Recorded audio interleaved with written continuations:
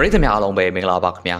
ခုတစ်ခေါက်တင်ဆက်ပေးမှာကတော့ Israel-Iran စစ်ပွဲမှာ American ပါဝင်လာမလားဆိုတာကိုရှင်းရှင်းလင်းလင်းမပြောသေးတဲ့ Donald Trump အကြောင်းကိုတင်ဆက်ပေးမှာဖြစ်ပါတယ်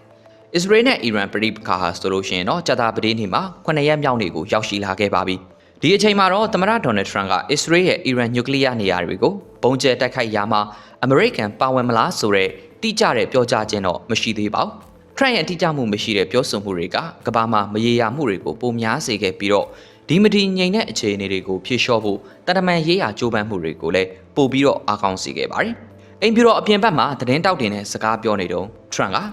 အမေရိကန်ဟာဆိုရင်တော့စစ်ရေးအရာဝင်ပါမပါဆုံးဖြတ်ချက်ဘာချထားလဲဆိုတာကိုအတိမပြုခဲ့ပါဘူး။ Trump ကကျွန်တော်လှုပ်ချင်တာလှုပ်မယ်မလှုပ်ချင်မလှုပ်ဘူးကျွန်တော်ဘာလုပ်မလဲဆိုတာဘယ်သူမှမသိဘူးဆိုပြီးတော့ပြောကြားသွားခဲ့တာဖြစ်ပါတယ်။နောက်ပိုင်းပြောခဲ့တဲ့စကားတွေမှာတော့ Iran အရာရှိတွေဟာဝါရှင်တန်ကိုလာပြီးတော့တွေးဆုံခြင်းတယ်လို့ Trump ကပြောခဲ့ပေမဲ့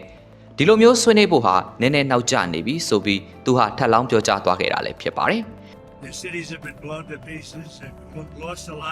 ဒီလိုမျိုးပြောဆိုမှုတွေကဆိုရင်တော့ကနေဒါမှာပြုလုပ်ခဲ့တဲ့ G7 ထိပ်သီးအစည်းအဝေးကနေ Trump ဆော့ပြန်လာပြီးတဲ့နောက်မှာထွက်ပေါ်လာတာလည်းဖြစ်ပါတယ်အိမ်ပြူတော်ကတော့ဒါဟာအရှေ့အလယ်ပိုင်းပရိပက္ခတွေပို့ပြီးတော့ပြင်းထန်လာလို့ပါဆိုပြီးတော့ပြောပါတယ်Trump ကအီရန်ကိုတိုက်ခိုက်မဲ့အစီအစဉ်တွေကိုခွင့်ပြုပြီးပြီလို့အကြီးတန်းအရာရှိတွေကိုပြောခဲ့တယ်ဆိုပြီးသတင်းတွေကတော့ဆိုပါတယ်ဒါပေမဲ့တီဟီယန်ကသူ့ရဲ့နျူကလ িয়ার အစီအစဉ်ကိုလက်လျှော့မလားဆိုတာကိုစောင့်ကြည့်ဖို့အတွက်နောက်ဆုံးအမိန့်ကိုတော့ဆိုင်းငံ့ထားပါတယ်။ American မီဒီယာတွေကတော့ Trump ပြန်ရောက်လာတဲ့အခါအိမ်ဖြူတော်ရဲ့အရေးပေါ်အခြေအနေထိန်းချုပ်ခန်းမှာအမျိုးသားလုံခြုံရေးကောင်စီကိုအဆင့်သင့်ရှိနေဖို့တောင်းဆိုခဲ့တယ်ဆိုပြီးတော့ဖော်ပြခဲ့တာပဲဖြစ်ပါတယ်ခင်ဗျာ။